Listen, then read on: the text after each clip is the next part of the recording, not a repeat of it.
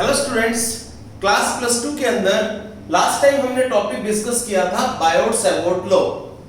बायोट-सैवॉर्ट law में हमें Biot and सैवॉर्ट ने ये बताया था कि अगर एक बहुत छोटा सा कंडक्टर हमारे पास हो और इस बहुत छोटे से कंडक्टर की वजह से किसी पॉइंट पे हमें मैग्नेटिक फील्ड निकालनी पड़े, तो वो मैग्नेटिक फील्ड इंटेंसिटी कैलकुलेट करने का फॉर्मूला हमारे पास बनता है। This is dB is equal to mu naught upon 4 pi I dl sin theta upon r square।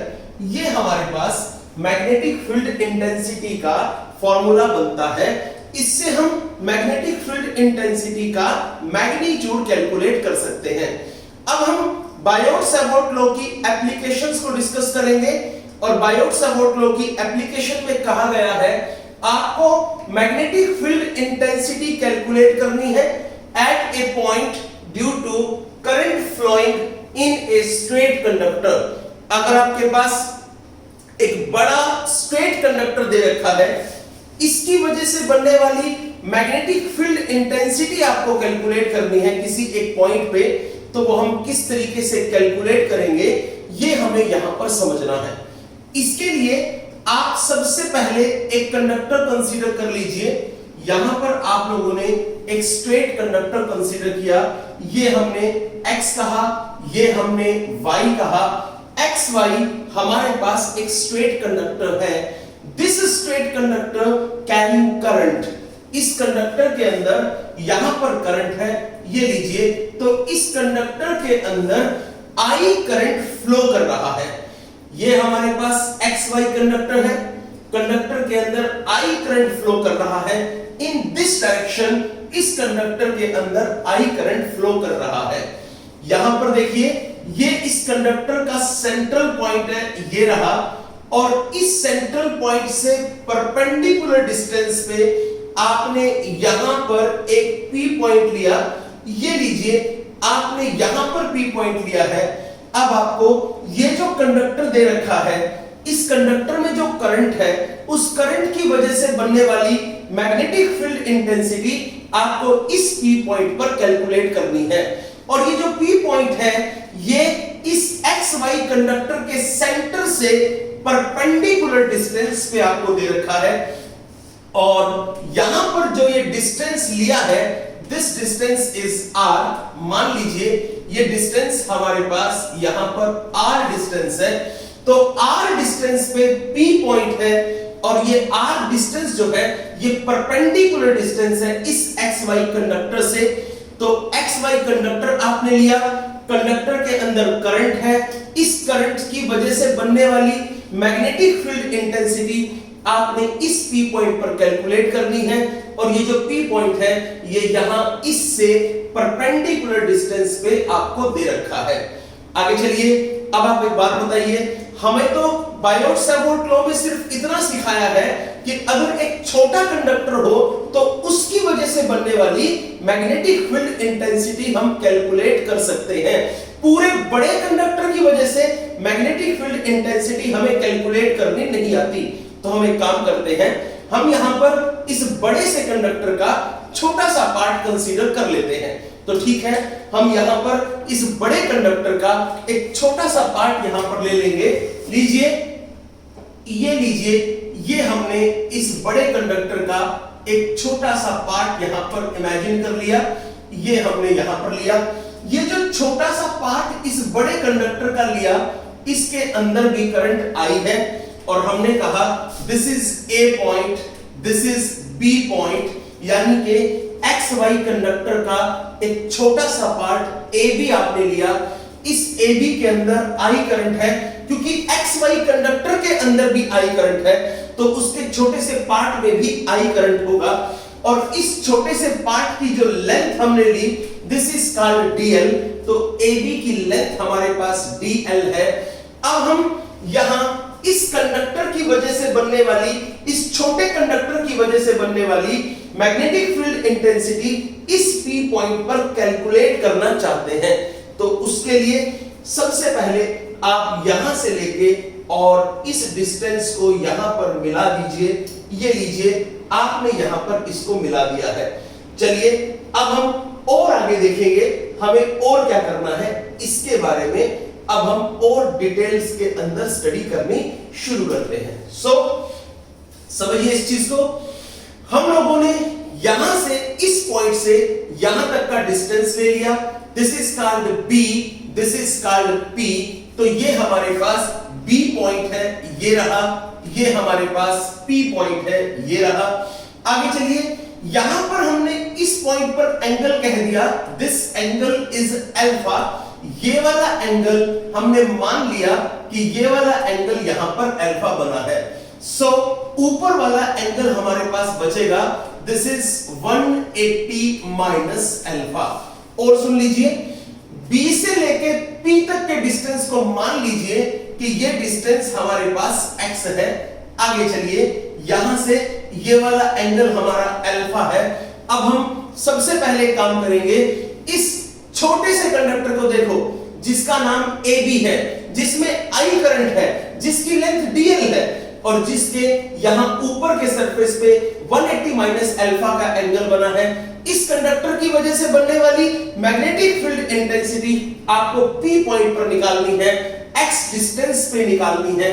तो बताइए मैग्नेटिक फील्ड इंटेंसिटी आप किस तरीके से कैलकुलेट करेंगे? मैग्नेटिक फील्ड इंटेंसिटी को कैलकुलेट करने के लिए फॉर्मूला आपको पता है बायोट-सैवर्ट लॉ का, that will be dB is equal to, जो हमारे पास dB वैल्यू आई है वो किसके बराबर होगी? समझिए इसको, दिस इज dB, यहां पर हमने लिया this is dB is equal to mu naught upon 4 pi I dl sine of, वहां पर एंगल थीटा है, एंगल हमेशा ऊपर वाला लिया जाता है, तो यहां पर बना दिस इज 180 माइनस अल्फा। आगे चलिए, और इसको कहा दिस इज, ये x है, this is called x square, ये हमने यहां पर ले लिया। और सुनिए, sine of 180 minus alpha sine alpha होता है, तो आपके पास यहां पर जो मैग्नेटिक फील्ड बनी है this is mu naught upon 4 pi I dl sine of alpha upon x square, ये हमने लिया और इसको कहा this is our equation number first. अब हम थोड़ा और आगे चलते हैं, नेक्स्ट पॉइंट समझिए। अब हम क्या करेंगे वो देखिए आप, अब हम यहां पर A पॉइंट से लेके और इस P पॉइंट तक को भी मिला देंगे, यानी कि A से लेके इस P तक को भी हम यहां पर मिला सकते हैं। तो ठीक है, हमने A से लेके और P तक के डिस्टेंस को भी यहां पर मिला दिया। तो चलिए, जब हमने A से लेके और P तक के डिस्टेंस को भी मिला दिया, ये x है, ये डिस्टेंस भी हमारे पास x ही बना है। आगे चलिए, यहां पर this angle is d phi, ये वाला एंगल हमारा d फाई एंगल है। लीजिए, ये हमने यहां पर d फाई एंगल लिया। अब आप एक बात को और ध्यान से समझ लीजिए, A से लेके P तक का डिस्टेंस हमारे पास x है। कारण क्या है? क्योंकि ये कंडक्टर बहुत छोटा है बच्चों, उस वजह से जितना डिस्टेंस B से लेके P तक का है उतना ही डिस्टेंस A से लेके P तक का भी है, बिकॉज ये A और B बहुत नजदीक पॉइंट्स है। तो जब ये A और B बहुत नजदीक पॉइंट है, तो जितना डिस्टेंस B से लेके P तक का होगा उतना ही डिस्टेंस A से लेके भी P तक का होगा। चलिए, अब हम थोड़ा आगे चलते हैं। नेक्स्ट हमारे पास क्या है उसको समझिए। हम यहां से इस A पॉइंट से इस BP लाइन पर एक परपेंडिकुलर ड्रॉ कर देंगे। तो A से इस BP लाइन पर हमने यहां एक परपेंडिकुलर ड्रॉ किया, इसको कहा दिस पॉइंट इज M। तो हम कह सकते हैं we draw AM perpendicular on BP। आगे चलिए, अब आप यहां से एक बात का और ध्यान रखिएगा, वो ये है बच्चों कि हमारे पास यहां पर जहां हमने परपेंडिकुलर ड्रॉ किया है, यहां 90 डिग्री का एंगल बनता है। तो लीजिए यहां पर हमारे पास 90 डिग्री का एंगल बना, this angle is of 90 degree. आगे चलिए नेक्स्ट, अब हम क्या करते हैं उसको समझिए। अब आप ये मान के चलिए जितना डिस्टेंस B से लेके P तक का है लगभग वही डिस्टेंस M से लेकर P तक का भी है। B से P तक का distance nearly equal to M से P तक का डिस्टेंस है। BP x है तो M से लेकर P तक का डिस्टेंस भी नियर बाय x ही है। तो एक बात बताइए, ये AM जो है, ये AM ये आपके पास आर्क बन जाती है। ये A से लेकर P, M से लेकर P ये आपके पास रेडियस बन जाएगा। तो ये आर्क है, ये वाला और ये वाला, ये दोनों रेडियस है। यहां पर एंगल D फाई है। तो सोच के बताइए, आप जानते हैं that theta is equal to L upon R होता है। थीटा के लिए आपने D फाई पुट किया, this is D phi is equal to L जो है दिस इज आर्क, आर्क है AM। आगे चलिए, R हमारे पास ये है या ये है, R मतलब यहां पर रेडियस से है, रेडियस x है तो आप यहां पर x लिख दीजिए, ये रहा x। यहां से आपको मिलेगा this is AM is equal to x into D phi, ये आपने यहां पर लिखा है। This is called equation number, यहां पर हमने कहा ये हमारी इक्वेशन नंबर सेकंड है। अब इससे भी आगे चलते हैं और सुन लीजिए हम लोगों को अब क्या करना है। आप ध्यान से देखिए, ये वाला पॉइंट A है, ये वाला पॉइंट B है, ये वाला पॉइंट M है और ये वाला एंगल 90 डिग्री है, ये वाला एंगल यहां पर अल्फा है। आप सोच के बताइए, यहां से आप ले सकते हैं in triangle, right angle triangle है कौन सी, ABM। तो आप कहेंगे in triangle ABM, ABM triangle के अंदर अगर आप समझें तो यहां से आप ले सकते हैं दिस इज, सोचिए अब आप क्या करेंगे, यहां पर एंगल अल्फा है, यहां पर एंगल 90 डिग्री है, इस लाइन पर ये दोनों एंगल बने हैं तो ये हो गया बेस। 90 के सामने वाला हमेशा होता है हाइपोटेन्यूज और जो बच गया ये हो गया परपेंडिकुलर। आगे चलिए, अब हम यहां से अगर देखें तो यहां से हम कैलकुलेट कर लेंगे this is sine of alpha. बताइए साइन अल्फा हमारे पास यहां पर कितना है, तो सोचिए साइन होता है P अपॉन H। तो ठीक है, P ये रहा, दिस इज AM, ये हमने P लिखा तो यहां पर this is equal to AM upon में H कौन सा है, ये रहा। H की डिस्टेंस यहां पर है कितना, मतलब H की वैल्यू कितनी है, दिस इज AB, AB की लेंथ कितनी है, दिस इज DL। तो आप यहां पर लिख सकते हैं दिस इज DL। तो यहां से आप बोलिए AM is equal to DL sine of alpha.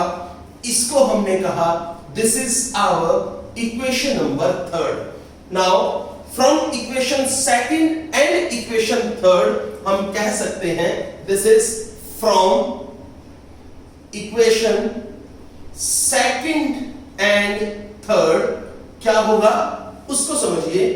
यहां से हमने देखा x into D phi is equal to, देखो am के बराबर x इंटू डी फाई है, am के बराबर ही dl साइन अल्फा है। तो from equation second and third x into D phi is equal to dl sine of alpha, ये आपने यहां पर लिखा है। It is name as equation number 4, इसको हमने इक्वेशन नंबर 4 कहा। नाउ अब आप एक काम करें, आपको इक्वेशन नंबर फर्स्ट में यहां पर dl साइन ऑफ अल्फा मिलेगा। ये जो dl साइन अल्फा है इसको इसकी जगह पर आप इक्वेशन 4 से उठाकर x इंटू डी फाई लिख सकते हैं। तो आप कहोगे from equation 4 in equation first, from equation 4 in equation first dB is equal to mu naught upon 4 pi, ये रहा I, ये रहा, यहां पर है।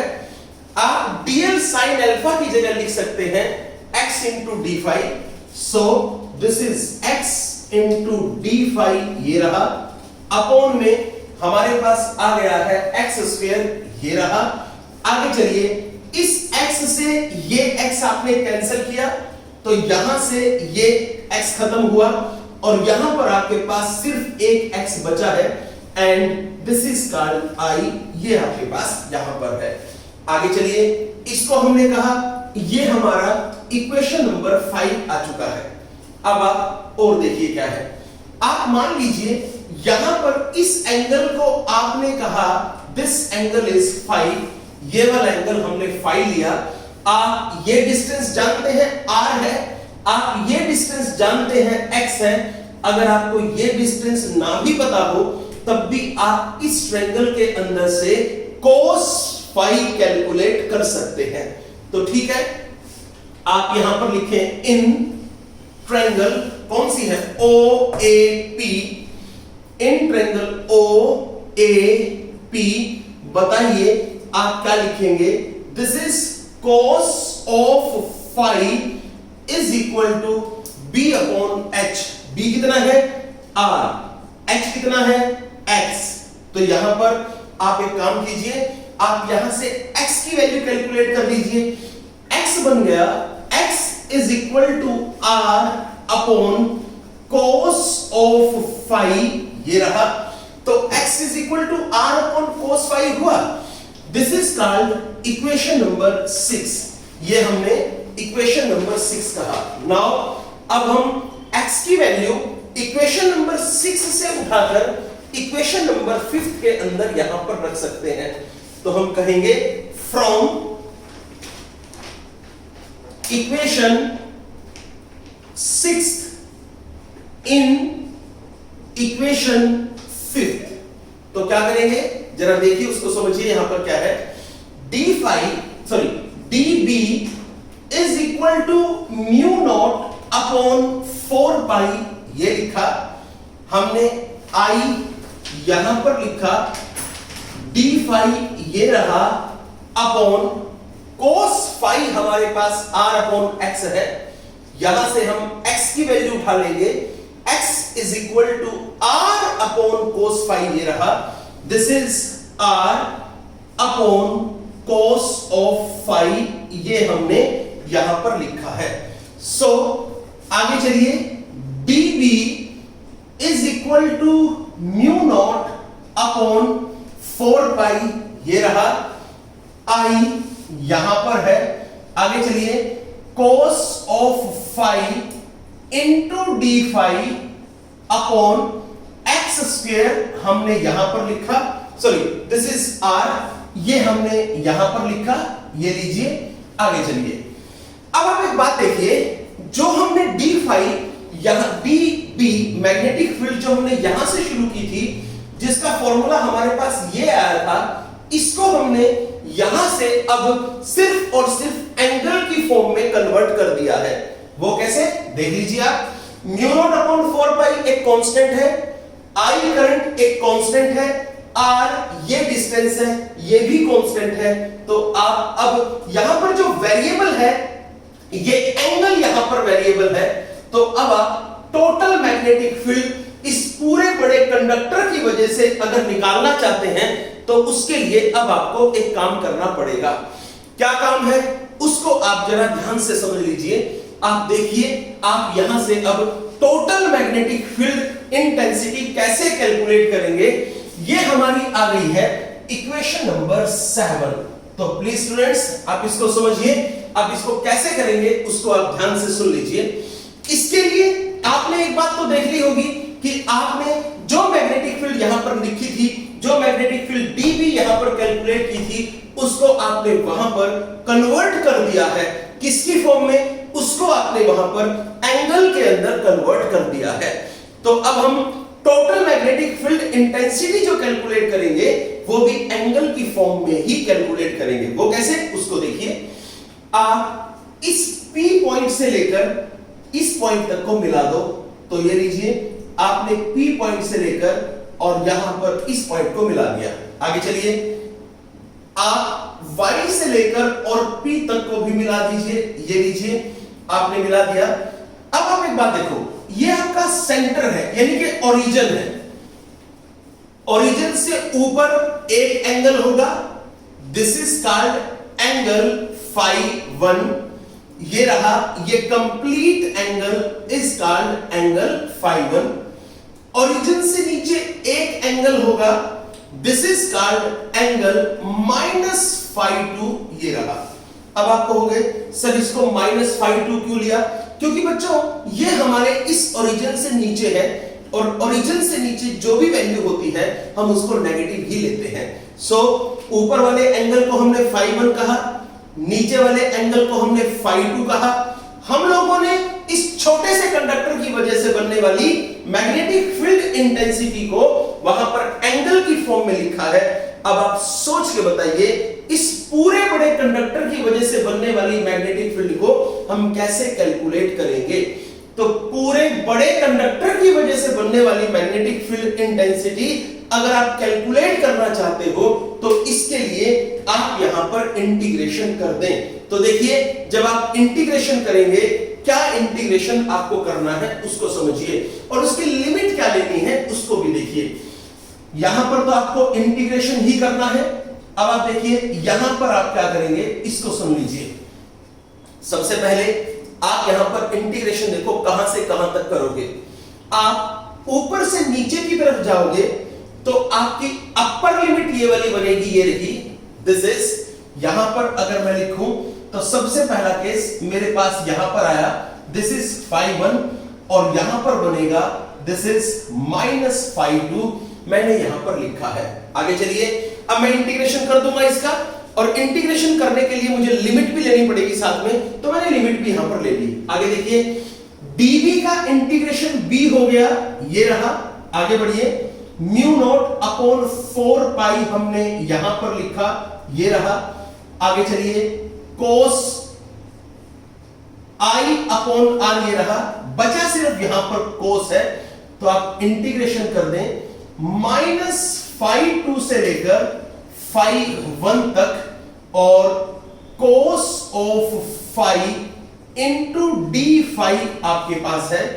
आगे चलिए, b is equal to mu naught upon 4 pi, ये रहा। आगे चलिए, this is i upon r, ये लिया।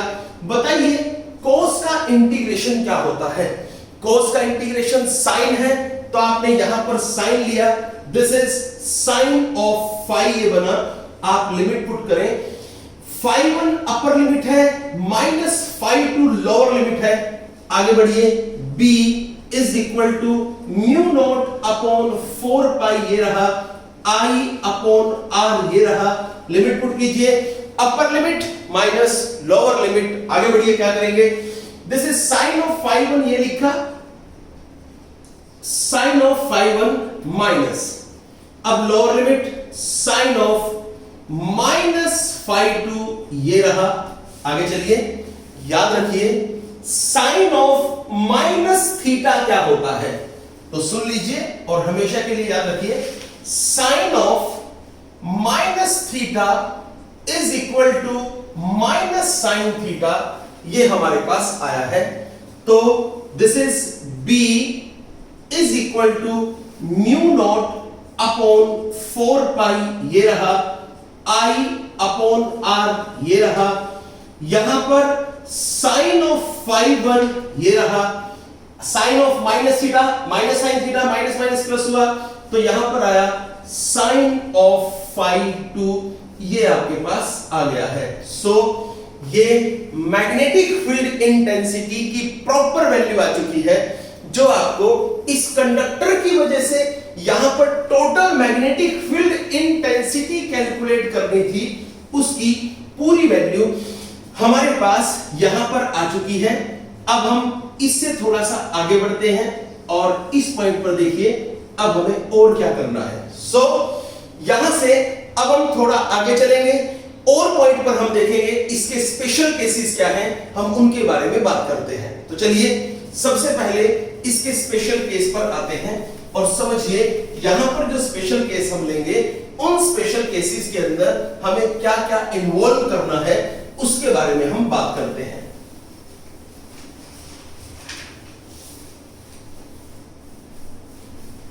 देखिए अगर हम इसका सबसे पहला स्पेशल केस लें तो पहला स्पेशल केस ये रहा बच्चों, इसमें क्या कहा उसको सुनिए। अगर कंडक्टर इफ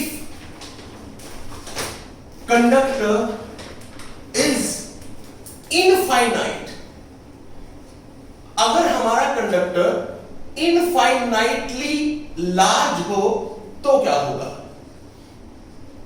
अगर कंडक्टर इनफाइनाइटली लार्ज है तो उसके लिए क्या करना है उसको समझिए। लीजिए हम लोगों ने यहां पर कंडक्टर लिया जो कि इनफाइनाइटली लार्ज है, यहां पर लिया। इस कंडक्टर के अंदर करंट है, हमें पता नहीं कंडक्टर कितना बड़ा है, कहां से शुरू है कहां पर खत्म है, हमें इसके बारे में कोई नॉलेज नहीं है। अब कंडक्टर की वजह से बनने वाली मैग्नेटिक फील्ड इंटेंसिटी मान लीजिए इस P पॉइंट पर निकालनी है और ये P पॉइंट R डिस्टेंस पर है यहां पर, तो बताइए अब हम कैसे करेंगे। सुनिए ये रहा हमारा P पॉइंट, डेफिनेटली है। आपको यहां से एंगल देखना है φ1 और φ2 एंगल कैसे होगा, तो उसको ध्यान से सुनिए। ये कंडक्टर इनफाइनाइट लॉन्ग है, तो आप एक काम कीजिए, यहां से जब आप इस पॉइंट को मिलाएंगे तो ये पॉइंट यहां पर है नहीं, ये तो इनफाइनाइट लॉन्ग है, तो ये जो एंगल बनेगा यहां पर जो अभी थोड़ी देर पहले एंगल φ1 बना था, ये φ1 बहुत ऊपर जाएगा और मैक्सिमम एंगल बनेगा, और मैक्सिमम जो बन सकता है दैट इज 90 डिग्री।